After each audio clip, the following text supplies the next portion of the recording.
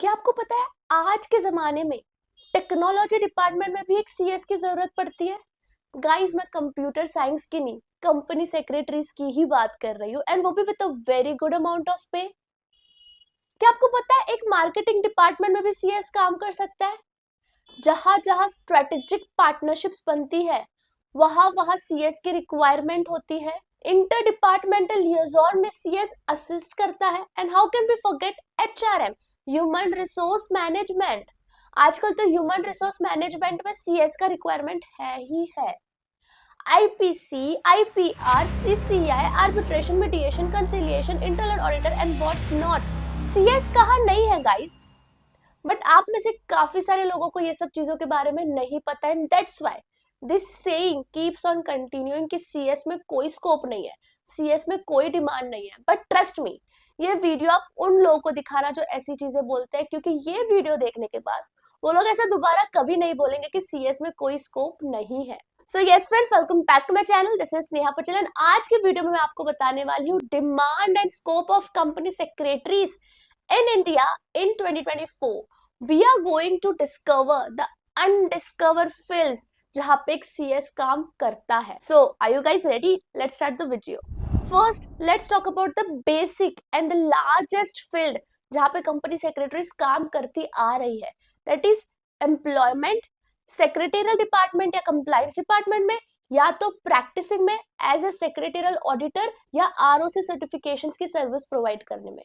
Guys, यहाँ पे आपको मेजरली 50 से 60% सीएस की क्राउड मिलेगी।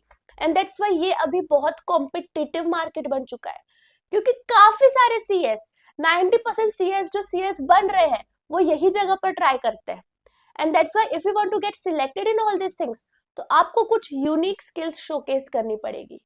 But what about the other segments जो अनडिस्कवर्ड है, जहाँ पे कोई कंपटीशन नहीं है और जहाँ पे काफी सारा पैसा भी है, उसके बारे में मैं आज आपको बताने वाली हूँ। बट अगर ये सारी चीजें आपको करनी है तो उसके लिए पहले आपको सीएस बनना पड़ेगा। And why not to do CS from such place जहाँ पे सिर्फ आपको एजुकेशनल कंटेंट पे ही ध्यान ना दिया जाए, बट आपके प्रैक्टिकल स्किल्स और प्रैक्टिकल वर्ल्ड के बारे में भी आपको बताया जाए। And one such place is NKJ classes. Guys, I am sure अगर आप दिल्ली या लक्ष्मी नगर से हो तो आपको एनकेजे क्लासेस के बारे में पता ही होगा, क्योंकि ये वहां का largest face to face live CS coaching है। Do you know NKJ classes since 2010 सिर्फ और सिर्फ सीएस कोचिंग ही दे रहे हैं। वो कोई और कोचिंग प्रोवाइड नहीं करते, सिर्फ और सिर्फ स्पेशली सीएस के बच्चों को सर्विसेज दे रहे हैं।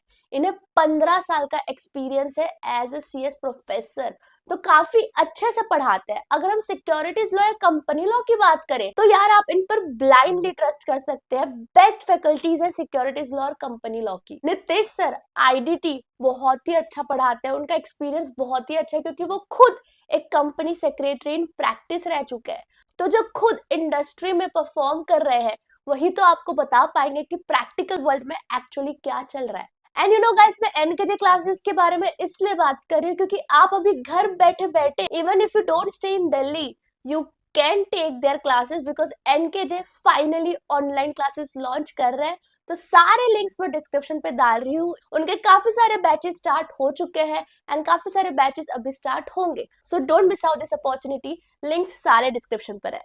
सो गाइज, मैंने आपको बेसिक डिमांड के बारे में तो बता दिया, which was employment and practice. Now let's talk about the first undiscovered segment, that is investment banking. Now guys, investment banking का नाम सुनते ही हमें CA याद आ जाता है, but आप as a solely CS without any additional degree investment banking में जा सकते हो with a very good amount of pay. And यहाँ पे क्या होता है, यहाँ पे आपको क्यों एंट्री दी जाती है? क्योंकि इन्वेस्टमेंट बैंकिंग में डील किया जाता है मर्जर एंड एक्विजिशंस के साथ, आईपीओस के साथ, एफपीओ के साथ, कॉर्पोरेट रिस्ट्रक्चरिंग के साथ। एंड ये सारी चीजें अगर हो रही है तो सीएस तो चाहिए ही। सीएस के कंप्लायंसेस तो आएंगे ही, सेबी के कंप्लायंसेस तो आएंगे ही। आप पढ़ते हो ना सेबी में आईपीओस के बारे में, एफपीओस के बारे में, कैपिटल रिस्ट्रक्चरिंग के बारे में, बिल्कुल उसी टाइप के कंप्लायंसेस आपको प्रैक्टिकल वर्ल्ड में करने पड़ते हैं। वो सारे कंप्लायंसेस करता है एक CS. And that's why investment banking में सीएस की डिमांड बढ़ती जा रही है। एंड यहाँ पे भी एक नॉर्मल वर्किंग सीएस से काफी ज्यादा मिलता है। Let's talk about second undiscovered field, that is law firms. Now guys, क्या आपको पता है on the basis of CS and LLB degree आपको लॉ फर्म्स में एंट्री मिल सकती है? I have worked with various law firms because of the IPO exposure I have, and उसके कारण मुझे पता चला कि लॉ फर्म्स में ज्यादातर ऐसे लोग हैं जो सीएस प्लस एलएलबी का कॉम्बिनेशन लेके बैठे हैं, एंड गेस व्हाट, उनका pay you can't imagine, they are so highly paid because they have to work that much. Law firms के प्रेशर अलग होता है। और एक शॉकिंग बात बताओ, जो छोटे मोटे लॉ फर्म्स होते हैं उनके जो पार्टनर का पे होता है ना, उसका इक्विवेलेंट पे टीयर 1 के लॉ फर्म के सीनियर एसोसिएट को मिल जाता है ना। उसी से आप आइडिया लगा लो कि लॉ फर्म से कितना डिमांड है। Next undiscovered segment is risk management. Now guys, अगर कल तो आपको मन करता है कि यार मैं आउट ऑफ इंडिया चले जाता हूँ सीएस का काम करने, तो रिस्क मैनेजमेंट एक ऐसा सेगमेंट है जहाँ पे एम्पल ऑफ अपॉर्चुनिटीज है। Risk management is going on another level, and यहाँ पे सीएस की जरूरत पड़ती है क्योंकि आपके पास एक मॉड्यूल भी है, governance, risk management and ethics, है ना। प्रोफेशनल में ये पेपर 1 है आपका।